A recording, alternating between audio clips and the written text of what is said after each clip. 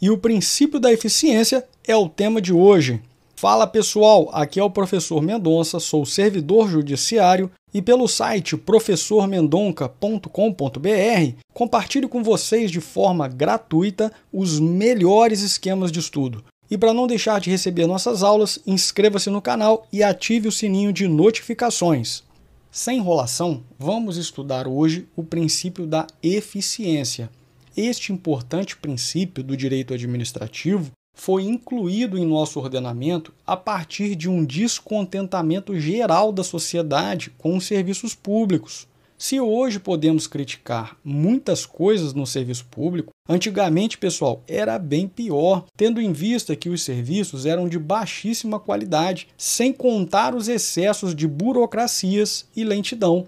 Deste modo, a partir da Emenda Constitucional 19 de 98, o princípio da eficiência passou a constar expressamente da Constituição Federal, lá no artigo 37, juntamente com os demais princípios gerais da administração, que já estudamos nas últimas aulas. Essa inclusão partiu de uma necessidade da chamada reforma gerencial, no sentido de se aplicar à administração pública as técnicas próprias da administração privada, devendo o cidadão passar a ser visto como um cliente. Assim, houve no Brasil uma transição de um modelo antigo de gestão pública, que era baseado em burocracias, isto é, em controles de processo, para um modelo focado em controles de resultados, buscando-se com isso mais eficiência.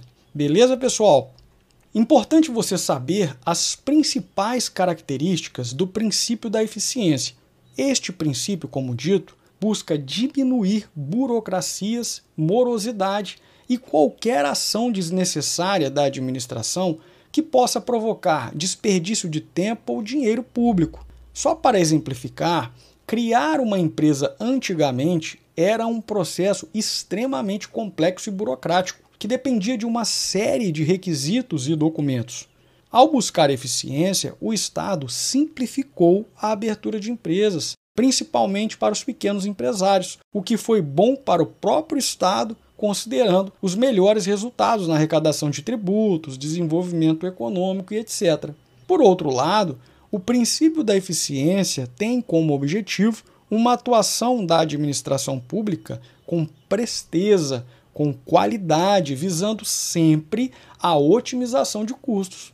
Um bom exemplo disso é a emissão de documentos digitais, que além de ser ágil, possibilita a economia de recursos públicos, porque o Estado deixa de gastar com papel, impressoras, manutenção de equipamentos e por aí vai. Perfeito, pessoal?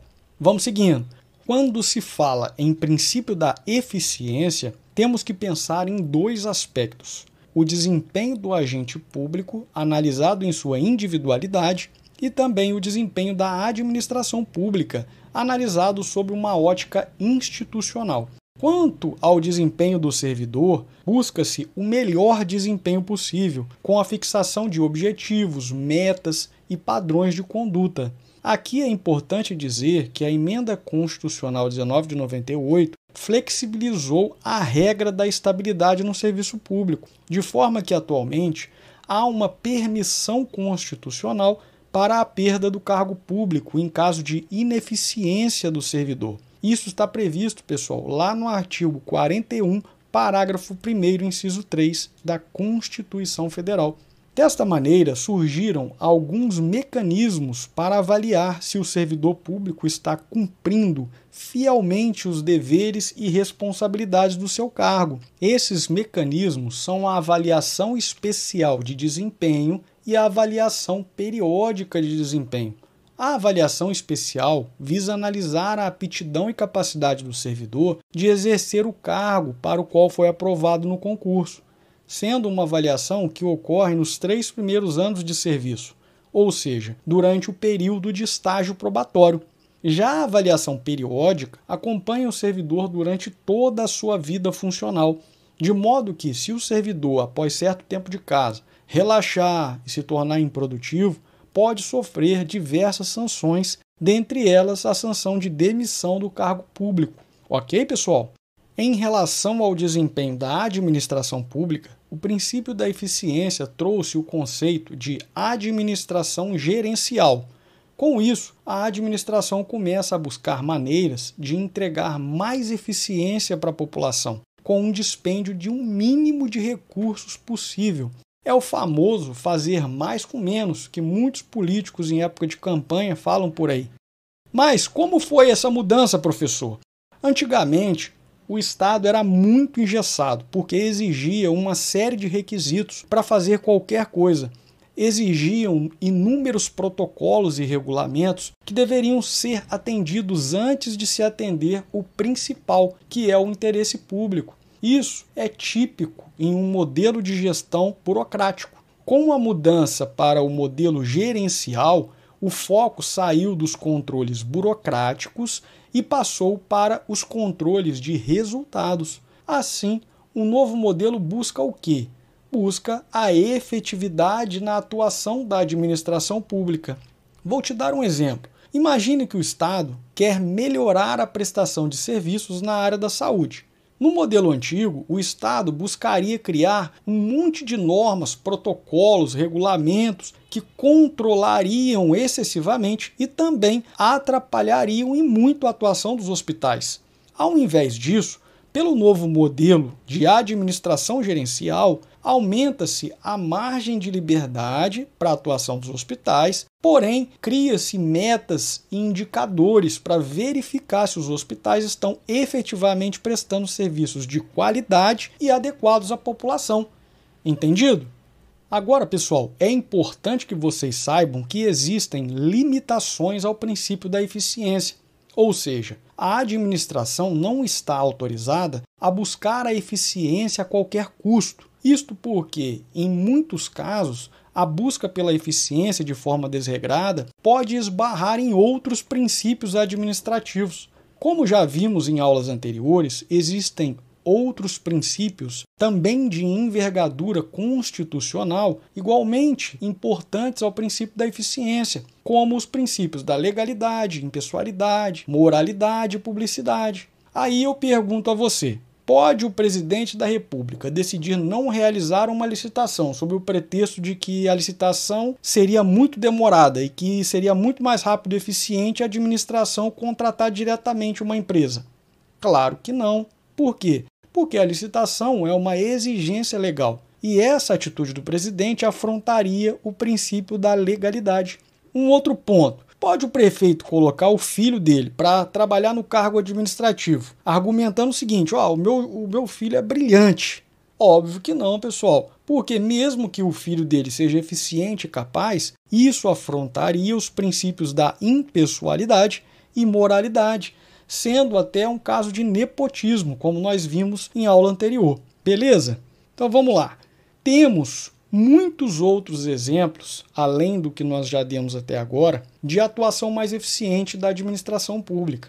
Porém, eu vou trazer aqui para vocês 3 exemplos que eu considero relevantes. Podemos citar a descentralização administrativa como um bom exemplo de eficiência, porque permite ao Estado transferir serviços públicos a outras pessoas jurídicas especializadas em tais serviços. E isso representa um ganho enorme de eficiência para o atendimento à população. Nós também podemos citar como exemplo a busca de uma boa gestão do conhecimento no âmbito das instituições públicas, porque isso permite a capacitação contínua dos servidores públicos para que eles possam desempenhar da melhor maneira possível as suas funções. Além disso, não podemos deixar de citar como exemplo a utilização de tecnologia da informação, que representou ganhos extraordinários de agilidade e redução de custos no serviço público. No Tribunal de Justiça de São Paulo, que é o maior tribunal do mundo em volume de processos, onde exerço minhas funções atualmente, a partir do momento que foi implementado o processo judicial eletrônico, foi possível uma redução drástica do tempo de tramitação dos processos em relação aos processos físicos. Além, é claro, de uma economia impressionante. Basta consultar os dados. O próprio Tribunal de Justiça disponibiliza para o público. Pessoal, vamos a partir de agora realizar uma questão de concurso sobre o assunto. Essa questão é da banca Quadrix do ano de 2019 e ela diz o seguinte: o princípio da eficiência trata da relação entre os meios empregados e os fins alcançados, ou seja, de fazer mais com menos recursos. Certo ou errado, pessoal? Certíssimo, né? A eficiência busca exatamente isso. Considerando os meios aplicados, empregados, busca-se fazer mais com menos recursos, isto é, alcançar os melhores resultados com o menor custo possível. Como eu disse para vocês lá atrás, é o que o político fala no dia da campanha. Eu pretendo fazer mais com menos. É isso aí, tá joia, pessoal? Então, chegamos ao fim desta aula. Espero que tenham gostado e vamos partir para a próxima aula. Até mais!